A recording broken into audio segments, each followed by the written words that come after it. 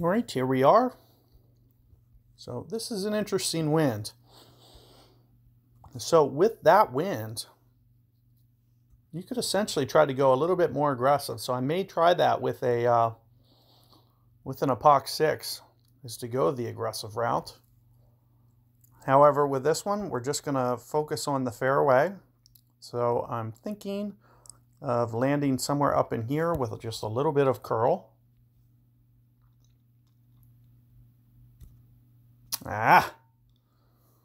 Hopefully that great ball has enough. Hopefully it's enough. Nope. So really needed perfect there, or a little bit more curl. You know, if I get up into the fairway there, now I'm kind of divided on what to do. I can either just pitch out for you guys and show you guys kind of the best way to play from up there, or I can just kind of brute force this. I'll probably just show you how to get bailed out. Now, I would imagine you won't be in the rough too much. One of the things that I could have done, you know, especially if you have a epoch 5, epoch 6, you're going to have to back off the power.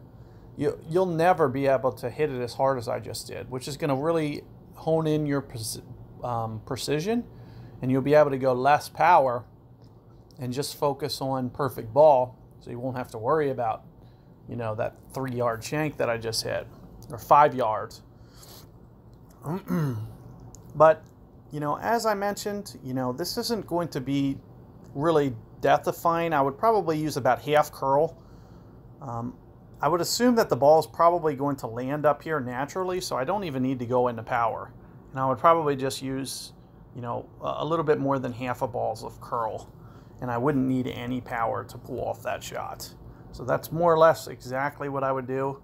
All I'm going to do for you guys here is get it up to where I should have, and I'll still walk you through this shot from the fairway, because I don't expect the rough to really be a factor. Like, I feel like after you get a couple attempts, you're going to be, you know, you'll never see where I just put it. Another thing that I could have done is used a Titan and backed off the power a little bit, since the wind's so long. So since the wind's so long, I could have used the Titan in half power, and at half power, I probably never would have, you know, been in that rough like that. So do keep that tip in mind as well.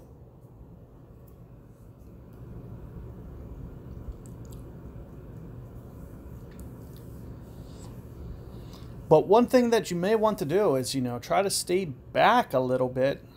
You don't want to get yourself in between clubs, especially on a tailwind situation. You probably, you know, do want to just kind of back off the power a little bit. You know, and that's probably something I should have done, because what can end up happening is if you get the ball too far down the fairway, when you go to set this up here, you know, if I end up driving it up in here, I may be clubbing down. You know, I may be starting here and then clubbing down. Now, I'm not going to have to worry about that because I laid off. You know, I didn't pitch it way up there.